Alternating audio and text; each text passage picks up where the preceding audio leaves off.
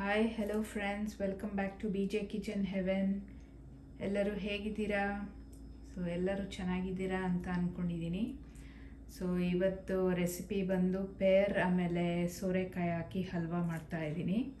So ಈ peer ಎಲ್ಲ ನಮ್ಮ ಮರದ್ದು. ಸೊ ಒಂದು ವಾರ ಆಯಿತು ಇದನ್ನು ಕಿತ್ತು. ಸೊ ಇವತ್ತು ಟೈಮ್ ಸಿಕ್ತು ನನಗೆ ಮಾಡೋದಕ್ಕೆ. ಸೊ ಬನ್ನಿ ನೋಡೋಣ ಹೇಗೆ ಮಾಡೋದು ಅಂತ.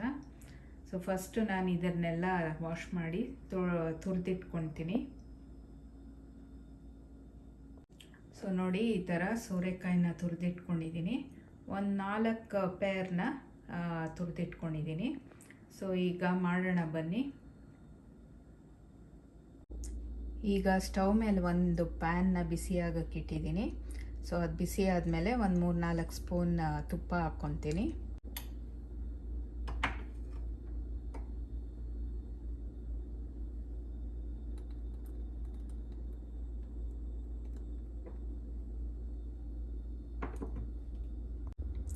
ಸೊ ಒಂದು ಸ್ವಲ್ಪ ಡ್ರೈ ಫ್ರೂಟ್ಸು, ಗೋಡಂಬಿ ಆಮೇಲೆ ವಾಲ್ನಟ್ ತೊಗೊಂಡಿದ್ದೀನಿ. ಯಾವುದಾದ್ರೂ ಡ್ರೈ ಫ್ರೂಟ್ಸ್ ತೊಗೊಬೋದು.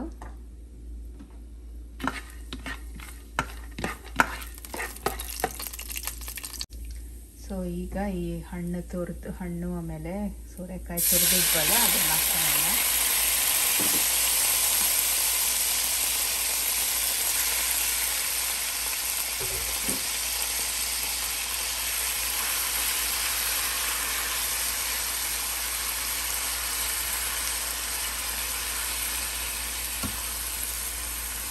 ಸೊ ಇದು ಚೆನ್ನಾಗಿ ಅದರಲ್ಲಿರೋ ನೀರಿನ ಅಂಶ ಎಲ್ಲ ಡ್ರೈ ಆಗೋ ತನಕ ಇದನ್ನು ಸ್ವಲ್ಪ ತಿರುಗಿಸ್ಕೊಡ್ಬೇಕು. ಸೊ ನೋಡಿ, ಈಗ ಒಂದು 5 ನಿಮಿಷ ಆಗಿದೆ.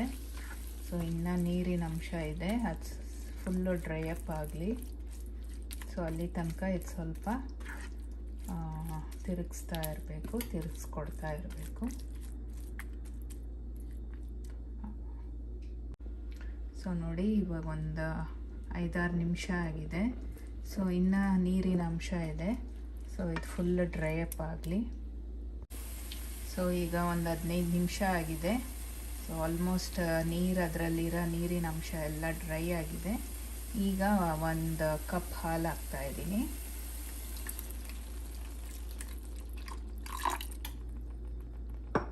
ಸೊ ಈಗ ಈ ಹಾಲಲ್ಲಿ ತರಕಾರಿ ಆಮೇಲೆ ಹಣ್ಣು 2 ಬೇಯಲಿ.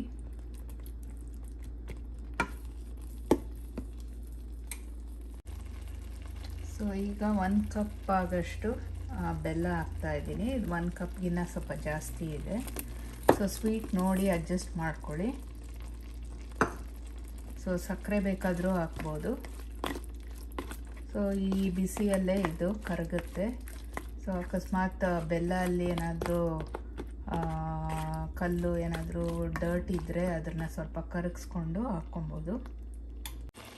ಸೊ ನೋಡಿ, ಆಲ್ಮೋಸ್ಟ್ ಎಲ್ಲ ಬೆಲ್ಲ ಕರಗಿದೆ.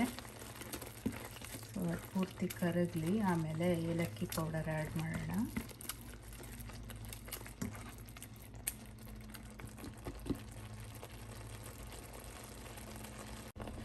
ಸೊ ಈಗ ಬೆಲ್ಲ ಪೂರ್ತಿ ಕರಗಿದೆ.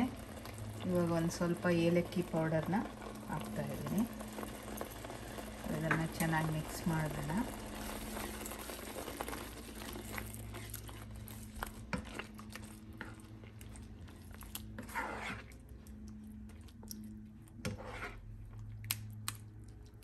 ಸೊ ಈಗ ಇದನ್ನು ಇನ್ನೊಂದು ಸ್ವಲ್ಪ ಹೊತ್ತು ಸೈಡ್ಸ್ ಎಲ್ಲ ಬಿಡೋ ತನಕ ಇದನ್ನು ಹೀಗೆ ಕಮ್ಮಿ ಉರಿಯಲ್ಲಿ ಅಥವಾ ಮೀಡಿಯಮ್ ಉರಿಯಲ್ಲಿ ಇಟ್ಕೊಂಡು ಇದನ್ನು ಚೆನ್ನಾಗಿ ಅದರಲ್ಲಿರೋ ನೀರಿನ ಅಂಶ ಎಲ್ಲ ಡ್ರೈ ಅಪ್ ಆಗಿ ಸೊ ಇದೆಲ್ಲ ಸೈಡ್ಸ್ ಬಿಟ್ಕೊಂಡು ಬರಬೇಕು. ಸೊ ಈ ಟೈಮಲ್ಲಿ ಒಂದು ಟ್ರೇಗೆ ಸ್ವಲ್ಪ ತುಪ್ಪ ಅಥವಾ ಎಣ್ಣೆ ಏನಾದರೂ ಸವರ್ಬಿಟ್ಟು ಅದನ್ನು ರೆಡಿಯಾಗಿ ಇಟ್ಕೊಂಡಿರೋಣ.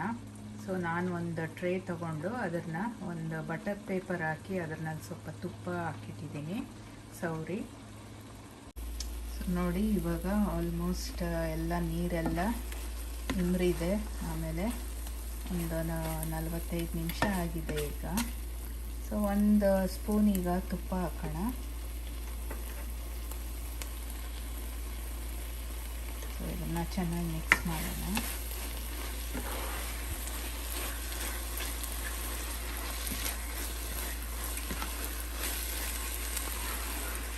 ನೀಟಾಗಿ ಸೈಡ್ಸ್ ಎಲ್ಲ ಕ್ಲೀನಾಗಿ ಬಿಟ್ಕೊಂಡು ಸೆಂಟರಿಗೆ ಬರುತ್ತೆ.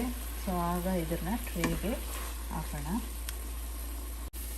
ಸೊ ನೋಡಿ, ಇದು ಆಲ್ಮೋಸ್ಟ್ ಆಗಿದೆ. ಸೊ ಈಗ ಇನ್ನೊಂದು ಲಾಸ್ಟ್ ಸ್ಪೂನ್ ತುಪ್ಪ ಹಾಕ್ತಾಯಿದ್ದೀನಿ. ಸೊ ಇದನ್ನು ಚೆನ್ನಾಗಿ ಮಿಕ್ಸ್ ಮಾಡೋಣ.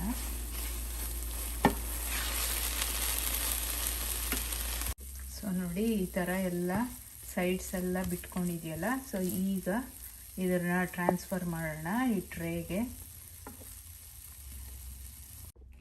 ಸೊ ನೋಡಿ, ಈ ಥರ ಹಾಕಿಟ್ಟಿದ್ದೀನಿ ಟ್ರೇಗೆ. ಈಗ ಇದನ್ನು ನೀಟಾಗಿ ಲೆವೆಲ್ ಮಾಡ್ಕೊತೀನಿ. ಸೊ ನೋಡಿ, ನಾನು ಈ ಥರ ಚೆನ್ನಾಗಿ ನೀಟಾಗಿ ಅದನ್ನು ಸ್ಪ್ರೆಡ್ ಮಾಡಿ ಒಂದು ಲೆವೆಲ್ ಮಾಡಿದ್ದೀನಿ. ಈಗ ಇದು ಕಂಪ್ಲೀಟಾಗಿ ತಣ್ಣಗಾಗಕ್ಕೆ ಬಿಡೋಣ. ಆಮೇಲೆ ಇದನ್ನು 1 ಅವರ್ ಅಥವಾ 2 ಅವರು ಫ್ರಿಜ್ಜಲ್ಲಿ ಇಟ್ಬಿಟ್ಟು ಆಮೇಲೆ ಕಟ್ ಮಾಡೋದಕ್ಕೆ ಅದು ಸರಿಗಿರುತ್ತೆ. ಸೊ ನೋಡಿ, ಫ್ರಿಜ್ಜಿಂದ ತೆಗೆದು ಈ ಥರ ಸ್ಕ್ವೇರಾಗಿ ಕಟ್ ಮಾಡಿದ್ದೀನಿ. ಈಗ ಸರ್ವ್ ಮಾಡೋಣ. ಸೊ ನೋಡಿ, ಪೇರ್ ಸೋರೆಕಾಯಿ ಹಲ್ವಾ ರೆಡಿ ಇದೆ. ಸೊ ಎಷ್ಟು ಸೂಪರಾಗಿ ಕಾಣಿಸ್ತಾ ಇದೆ ನೋಡಿ. ಸೊ ನೀವು ಒಮ್ಮೆ ಟ್ರೈ ಮಾಡಿ. ಆಮೇಲೆ ತುಂಬ ಸುಲಭ, ಇದೇನು ಜಾಸ್ತಿ ಇಂಗ್ರೀಡಿಯೆಂಟ್ಸ್ ಏನು ಬೇಕಾಗಿಲ್ಲ. ಸೊ ನಾನು ಸೋರೆಕಾಯಿ ಆಮೇಲೆ ಪೇರ್ ಯೂಸ್ ಮಾಡಿದ್ದೀನಿ. ಸೊ ಐ ಹೋಪ್ ಈ ವಿಡಿಯೋ ನಿಮಗೆ ಹೆಲ್ಪ್ ಆಗುತ್ತೆ, ಆಮೇಲೆ ಇಷ್ಟ ಆಗಿದೆ ಅಂತ ಅಂದ್ಕೊತೀನಿ. ಸೊ ಮುಂದಿನ ವಿಡಿಯೋಲಿ ಸಿಗೋ ತನಕ ಟೇಕ್ ಕೇರ್, ಬಾಯ್.